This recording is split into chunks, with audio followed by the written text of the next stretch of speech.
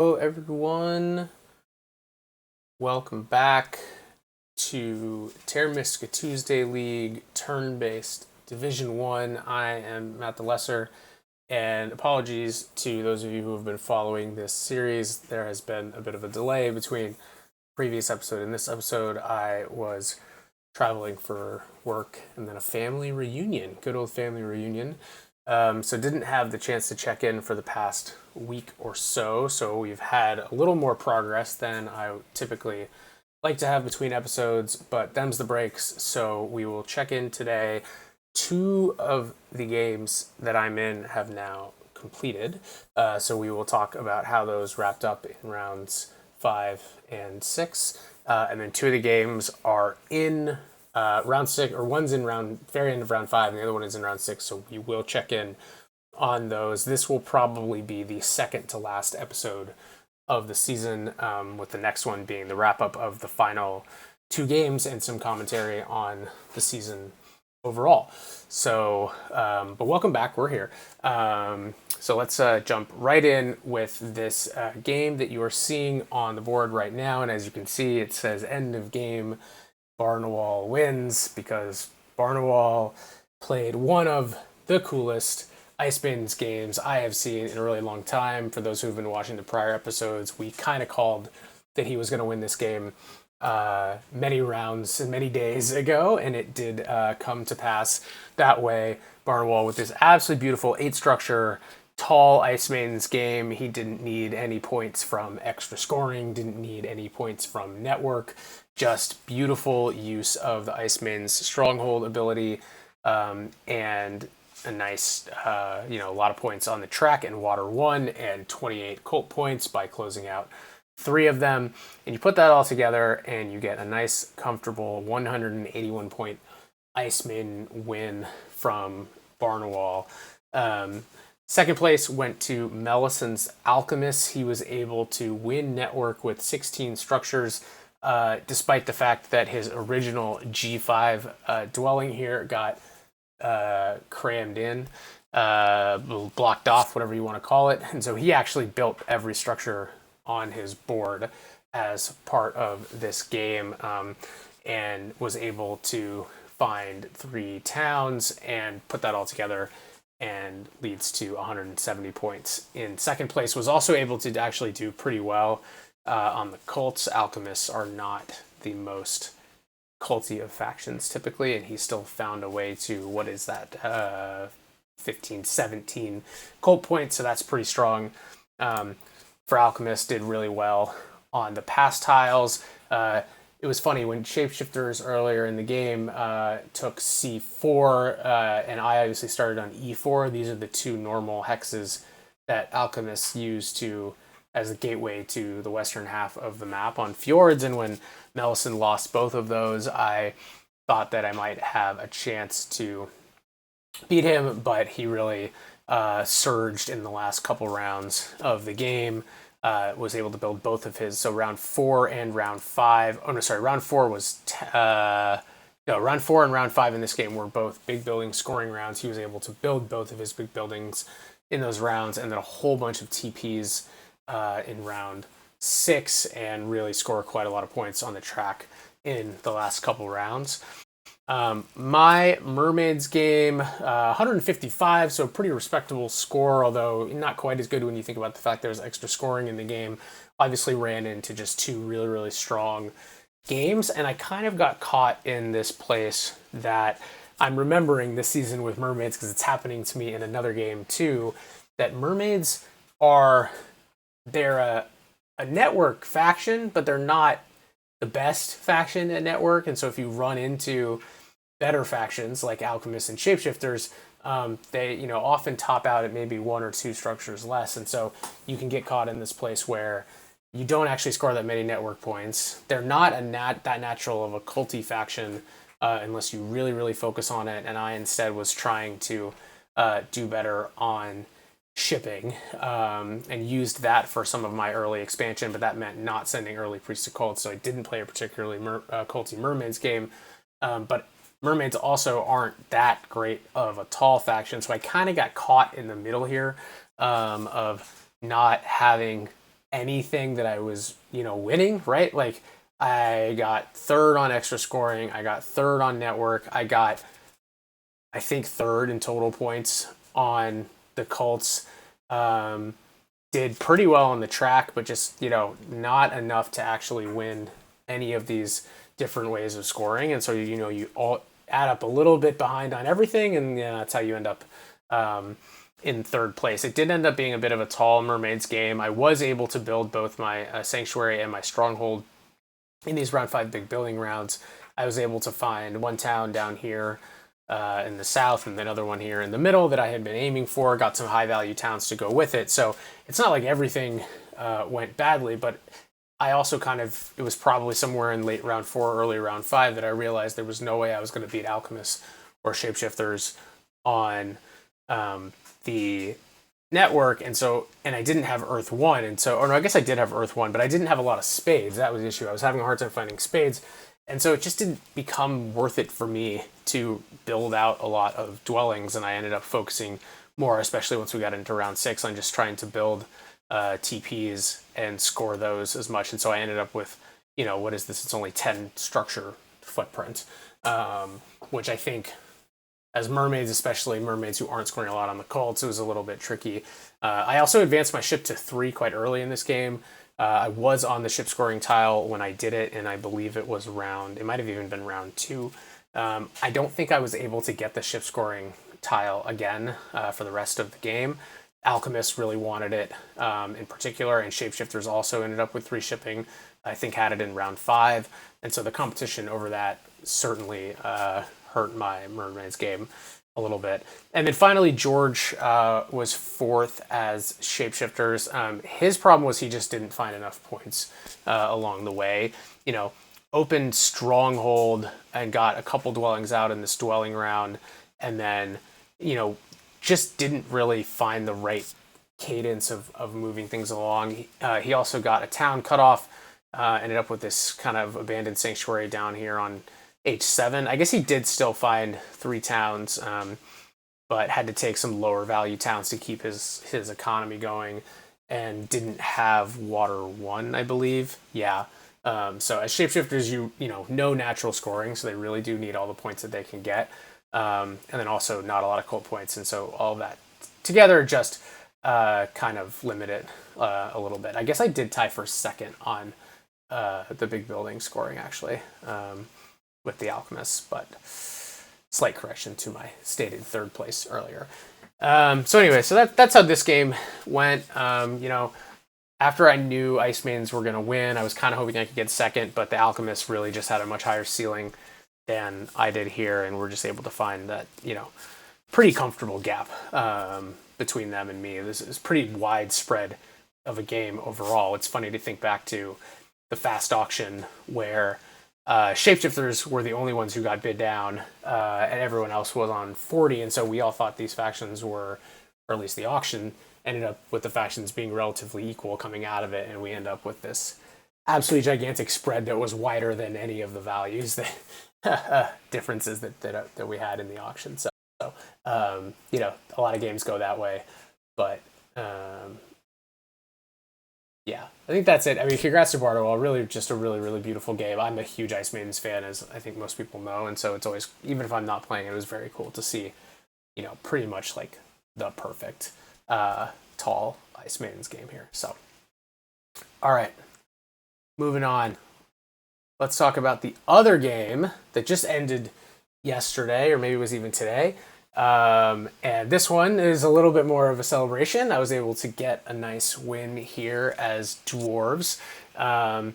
This one, I think, sort of felt better the whole series going along through the game. I was able to, I think last time we talked, I was in the middle of maybe I think this was, when it was the town round. The town round was round 4. I think I was in the middle of building out this town over here on the east via D7, and then I knew I was going to plan to do a town down here, either along the bottom or via this bridge. It ended up kind of being a combination of both here. Use this, crucially, this landscape to connect to H6, which proved very prescient when I I-9 got dug out for me, but I was still connected.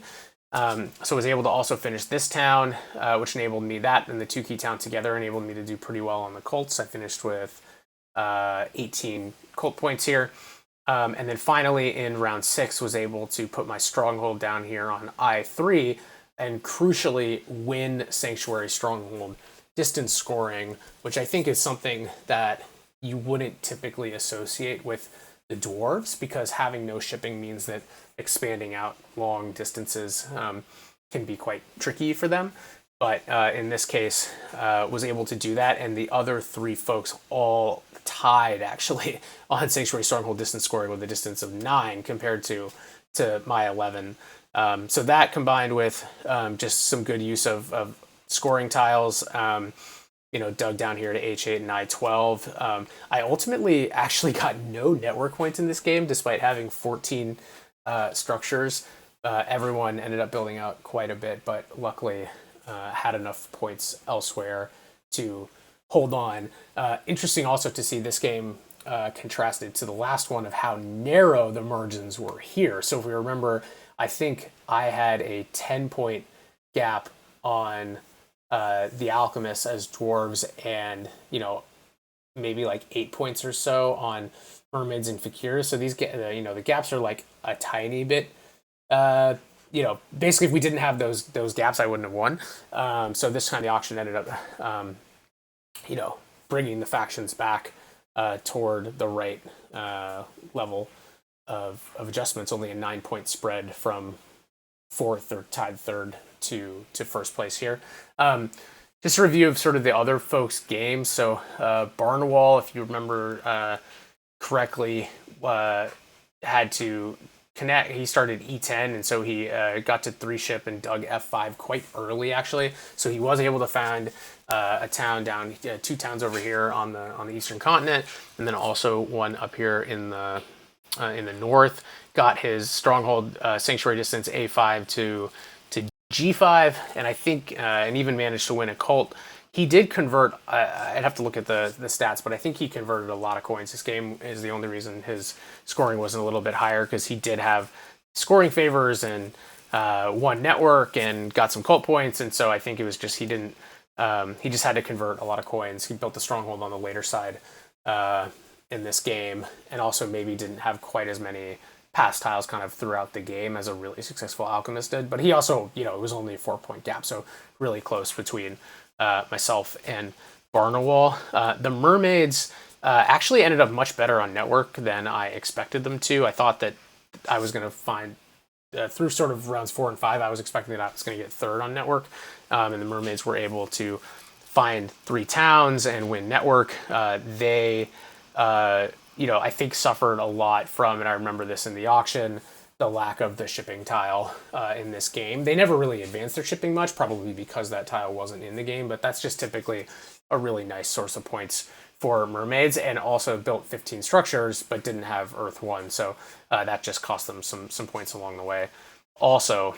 And then there were George's fakirs, who just kind of started really slowly. Finally got the range with the town that he built in this, I believe was, round 4 town round, and finally started to get jumping around a little bit, but was just a little bit slow. Didn't find that second town here in the west that is typically kind of nice for fakirs, and then had to spend an insane amount of resources to put this stronghold with no neighbor all the way up here in the far eastern corner, which enabled him to tie the mermaids and the alchemists on sanctuary stronghold distance, but didn't need a 3rd range. I guess he did use it to get down here to I7, but probably didn't really need it. So it was just a really big investment to score points on that end game scoring that he wasn't otherwise using as the fakirs. But he also didn't want to build it earlier because of the scoring event in round 6, and also just the resource investment even earlier in the game, and so also had to take a range town, which that's just not an optimal offset there for George. But still, everyone in this game broke 150. Really competitive game. George also managed to win a cult, get a good amount of cult points for fakirs. So just a really great game all around that, minor margins this way or that way, and things obviously could have gone very differently. But really happy to get a win under my belt in this one and in the season. All right. So let's move on to games that are still going. All right, so this is the other Mermaids game, and I'm suffering from the same problems. I'm just really not a good Mermaids player, and I need to remember this when I go and bid on them in these setups. I'm suffering from the same problem in this game as I did in the other Mermaids game, which is that I'm getting hosed on network. I'm going to beat the Darklings, who have elected not to connect. You can see that they had zero. They have zero shipping. They would need 3 to connect, and decided that it wasn't even worth it, and they're just sort of playing big and going to use their priest for digging. So I will beat them on network, but I'm not going to beat Engineers or Fakirs, who are both just better network factions than the Mermaids. And you can see by the banked scores that I just haven't found. Part of it, I had a bit of a points deficit at the beginning due to the auction, and I just haven't found enough points to make it up. I am on the ship scoring tile, which is really nice. I'm going to pass for 15 this round. But unfortunately, especially with the cluster scoring, it's just not going to be enough to win this game. I think it's very close between Engineers and Fakirs, but I think Engineers amazingly are going to win. I actually thought they were just in the worst position this game, so I'm pretty surprised to see. And I really need to go back and figure out exactly where all their points came from. I think they just hit the track really hard, and they've got all the scoring favors. But after they got cut off from E4, I just thought they were going to have trouble, but they've managed to figure it out. They founded a town over here in the east. They've got the one in the center, and they were able to just build out a whole bunch of clusters. He's going to actually be able to build another TP in this scoring and score it along with another dwelling. So he's going to probably win network.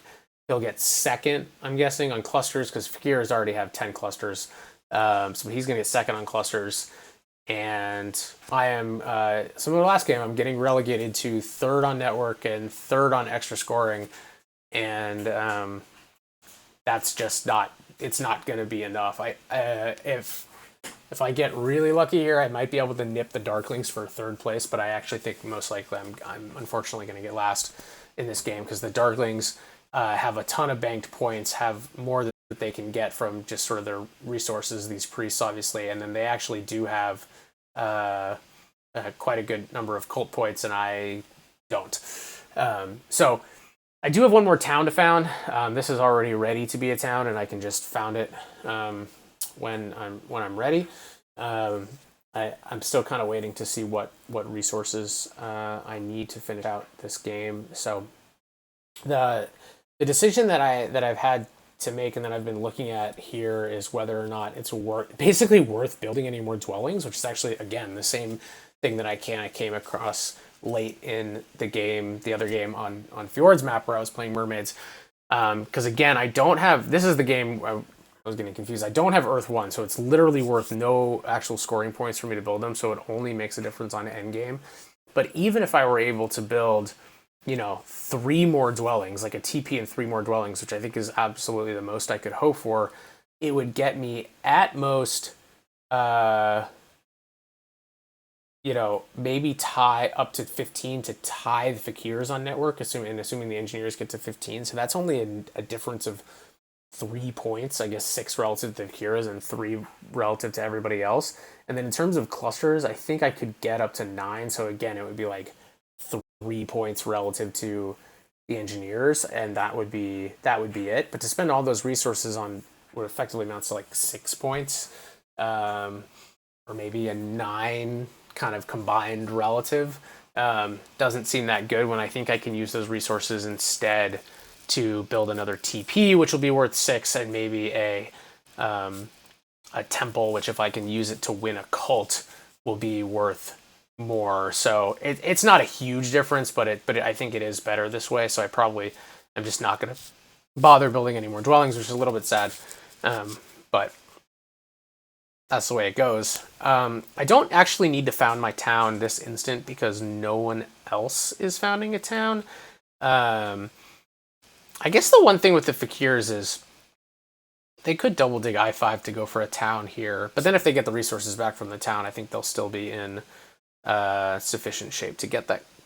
Yeah, they have a A9 up here, so they're going to finish at 10 clusters, even if they combine these two. So they're going to win that.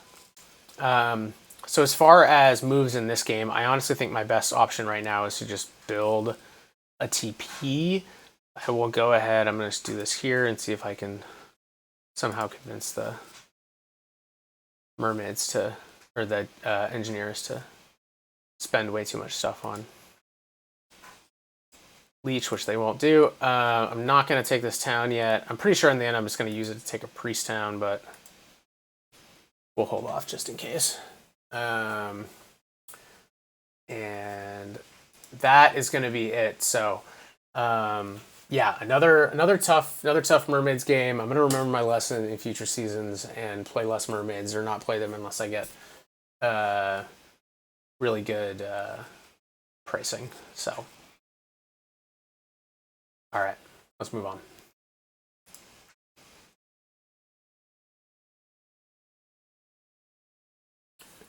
All right, on to the final game, which is at the end here of round 5. So this is likely going to be the last game to finish. And Ice Maidens here against Melson's Giants, Barnawal's, Dragon Lords, Red Alert's Witches. This game has been going pretty well. I've got basically 2 cults secured and lining myself up here for 2 more towns. This has been a super interesting game from Barnawal's Dragon Lords. Barnawal has played double econ, no scoring tile, no scoring favor Dragon Lords, which is not something I think I've ever seen before. And he's already got, he has spent all of his power tokens, including some that he got via, actually, I think he took a single spade action and he may have taken a double spade action too. And has spent all of those power tokens and now already has, going at the end of round 5, 14 structures on the board, but only has 78 points to show for it. Now, he is going to win 2 cults, and obviously having already had 14 is very competitive on network, but I don't think he's gonna find enough points, especially given he only has 1 town left and it has to get up to a sanctuary to complete it, which is going to drain most of the resources that he will have next round. Now, it is at least a big building scoring round, but just been a really interesting, unlike the, maybe not quite the same as the Ice Maidens game, which was just like both beautiful and really good to watch. This has been just really interesting. Like, we'll see how the game ends up to see how good it is, but just a really, really different Dragon Lord's path that has been really interesting. Red Alert's Witches here, similarly, not a ton of banked points. I mean, this has not been a very high scoring track, and he only has 1 scoring favor. Part of all of this is, so the Earth 1 copies are gone, but there's only 1 copy of Water 1 taken and no copies of Air 1. And we only have 2 scoring pass tiles, so it's just kind of been a depressed games in terms of actual points banking scoring. But anyway, so the Witches I think are still going to found 2 towns next round. Now the one thing that's good for me is I've got 2 Cult Spades coming from the water, so those are going to go on B1, which will not only secure this town space for me without requiring a sanctuary, which, you don't want to build a sanctuary as the Ice Maidens typically, but also means that the Witches then will have to sink a ton of resources into either building a sanctuary themselves or triple digging one of these yellow hexes in order to complete this town. They also need both a spade on A5 and a bridge to complete this town, and then they would also need an expensive TP or a copy of Fire 2, which I guess they might take if they build this up to a sanctuary. So he has done a great job of spreading it out across the map. Is going to be very similarly competitive on network. The network situation is really interesting. We're going to get to that in a second. Um, uh, but a lot of points coming for Red Alert in round 6 here with two Witches towns. Not that strong of a cult position though. And then finally the Giants. You know, I think Giants have just run into a little bit of the issues that Giants sometimes run into, which is things they just kind of get outraced. Their economy's just naturally not quite as good as everybody else's. So Melson, actually, it's like kind of weird to see Giants with the ones sitting with the most amount of points, but he also doesn't have a great cult position. Does have scoring favors and some stuff to build next round, and potentially with a sanctuary for Fire 2 on G7 could still found two towns next round. He would have to do a hard dig somewhere, so he could do something like sanctuary for Fire 2 on G7, found a town, then use like the Giant Stomp on E7 and hard dig D10, put a TP there, right? So something like that could found him another town, or maybe like dig D4 and D5, and then he would need a bridge. Although that's two factions that need a bridge and only one bridge left. So I think he'll probably go for the eastern option here. But the end game scoring I think is really going to come back to bite the Giants. But let's talk a little bit about the network here because it's really interesting. So we already said Barnawal has 14 structures on the board, but he doesn't have any power tokens left. He is going to get one from this Cult Spade, which means he's probably going to finish with 15. But also because he needs to build up to a sanctuary over here to finish this town, I don't think he's going to have the resources to find a spade or build a stronghold or anything like that to get more. The Witches, to get to 15, would either have to build, they have one dwelling that they're easily going to build on A5, but then they probably also need to build up D3 to a sanctuary, or sorry, one of these hexes to a sanctuary to finish their town. So I don't know if he's actually going to be able to find another dwelling. He'd have to build, after the sanctuary, you have to build another temple, TP, and dwelling. He does have a free green on D11, so he might get to 15, but also just has, a lot of stuff that he needs to do otherwise. And then the Giants can really only get to 14, because, actually, maybe not. The Giants to get to 15 would have to build, these two dwellings that I was talking about, and then a TP, and then another dwelling. And they do have a red down here on I3. Now they'd have to advance their shipping twice to get there. So I just don't know if he's going to have enough resources to do all that. Because to do that, he would need to have 4, and then 5, and another 7 is 12. Yeah, he's already. And then the TP. So actually, maybe if he used, it's going to be really, really, really tight. I think he's going to be a little bit short of getting to 15 on network. But since the Dragon Lords are likely to get to 15, and the Witches have a decent shot at getting to 15, it's going to be really important for me to get to 15 to stay competitive on network and not fall behind. And that swing from 14 to 15 is going to be like a 12-point swing.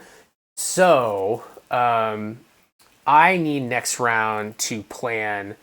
So next round, my plan is to build a stronghold on C3 to finish this town. It will also score 5 points for being the stronghold and 6 points for passing for the Ice Maiden. So that's definitely happening. That'll get me a town. I then will need to build a TP I'll need to then build 2 more TPs and 2 or 3 more dwellings, depending on whether or not I build another dwelling this round, which is doable. The tricky part is that I don't have any hexes or any dwellings right now that have neighbors. So here's sort of the conundrum that I'm in. If I have one dwelling on my board, obviously. If I build that dwelling on A1 right now, I do get a worker back from the production, which is very good. But then next round, and I can throw my cold spades on B1, which is going to happen regardless. But then, in order to build a dwelling on B1 next round, I need to build a TP first, and I don't have any neighboring spots to do that. So I might have to build an expensive TP, which I can afford, but it might ultimately cost me the ability to be competitive on other stuff. The flip side is if I don't build the dwelling right now, then I can just build my dwelling with the first action on B1. But the other consideration here is the passing. So if I pass right now, I basically give my pass tile to Barnawal's Dragon Lords, and I have to pass for something that is really subpar for me. I would probably actually end up passing for like ship scoring, which is kind of the equivalent of like 3.5 coins. But I'd actually much rather have Barnawal's tile. I assume the witches will do something with these priests or their power to extend their turn long enough so that I don't get their pass tile. If I somehow did, that would be amazing. But I won't expect that. But the 4 coins in a cult step is a much better tile for me to get on, and in fact kind of makes up for the potential expensive TP, especially since if I have to build 2 TPs anyways, then I think one of them is going to have to be an expensive TP regardless. So I'm pretty sure that building this dwelling now, I gotta convert these two, is the right move, mainly for pass tile considerations. It does mean that I'm giving the dwelling tile to the witches instead of the Dragon Lords, which I hope doesn't come back to bite me. I don't think it will. I think that even though the witches are slightly behind, well, no, I guess the Dragon Lords have 10 points and a bunch of cult points on the witches, and the witches have their ability points, which is going to be basically the 10 points made up plus an extra town on the Dragon Lord. So it should, those should roughly cancel out. So I think I'm better off giving this tile to the witches and the Dragon Lords, especially given that I get a much better tile with it. But if it comes back and the witches beat me by more than the Dragon Lords would have with the tile, then obviously I'll be upset about it. But I think this is the right move. So with the 10 workers next round, right? So let's just do a double check here. The 10 workers that I'm producing next round will give me 4 for the stronghold, 2 for an expensive TP, 1 is 6, 1 for a dwelling is 7, 2 more for another TP is 9, and then I will need 2, so I'll have to use one of my priests as a worker, or maybe a worker town or something to build 1 more dwelling. But by doing that, I will get to 15 on network, which I think, combined with everything else that's going on, should be it. Like, if I don't get beat on network with all the points that I have coming in next round, then I think that should be good. Also, building this dwelling, I didn't even think about this, but building this dwelling right now does give me 1 more point on the dwelling pass tower right now, which is also great. So that's going to be the move. When we come back for the final episode, we will see how this one all played out. Like the other game, I'm kind of already, I know how it's going to play out. Like I'm gonna get last, or maybe I'll nip a third. But this one feels much more up in the air, depending on what folks are able to do in round 6. So sort of the drama left at the end of the season. Now, of course, the one thing that to mention at the end of the episode here is that in the game that I didn't play in, Barnawal was victorious, unfortunately. And so that, combined with the win that he got here in this game that we talked about first on this episode, along with he also got 3rd as the alchemist in that game where I was the mermaids on fjords, means that he actually already has 15 points which means that he is likely going to win the season, sort of regardless what happens in this game. Because even if he got last in this game, if I get first, that would give me 12. But if my other two games are at best 2/3, that's only 14 points. So, and I don't think anyone else has won multiple games. So, if things go the way I'm hoping in this game and I'm able to pull it off, I'm probably looking at second for the league, which is obviously nothing to be ashamed of in this crowd. But obviously tiny bit sad, especially for it to be Barnwell. But very high likelihood at this point that Barnwell will win the season. So maybe preliminary congrats to him on that. But it's been a really fun season. We'll come back with the full wrap up, and I'll have kind of gone back through and remembered all the different things that happened, so I can point out some of the crucial stuff as more of a full review. And again, apologies for the gap between episodes here, but hopefully this got you all caught up, and we'll be back in a couple days with the wrap up. So stay tuned for that, and in the meantime, I might be trying to do a live game. I don't know if it's Fan Factions or something in a couple hours here. So if any of you are still around, then you can jump on then. But until then, see you tomorrow. Also, Premier League tomorrow. I'm back. I had my bye last week. I still don't know what happened. I'm halfway through Fickle's VOD from last week. I was watching it on the plane home. So don't tell me. But I'm very, very interested by what I'm seeing in that game so far. It took me forever to figure out what Claybo was doing with that triple dig on, what is it, I or D10 or something. Oh, it's here. It's this X, D11. Took me forever to figure out why the hell he was doing that. I kept looking at my phone being like, what is going on? So confusing, but don't tell me. I have to watch the rest of it. But anyways, we'll be back tomorrow. Hopefully I can have my first win of the season I'm still looking for. Oh, Fickle's subscribing. Thank you, man. That's awesome. A great note to end the episode on, and we'll see you all very soon.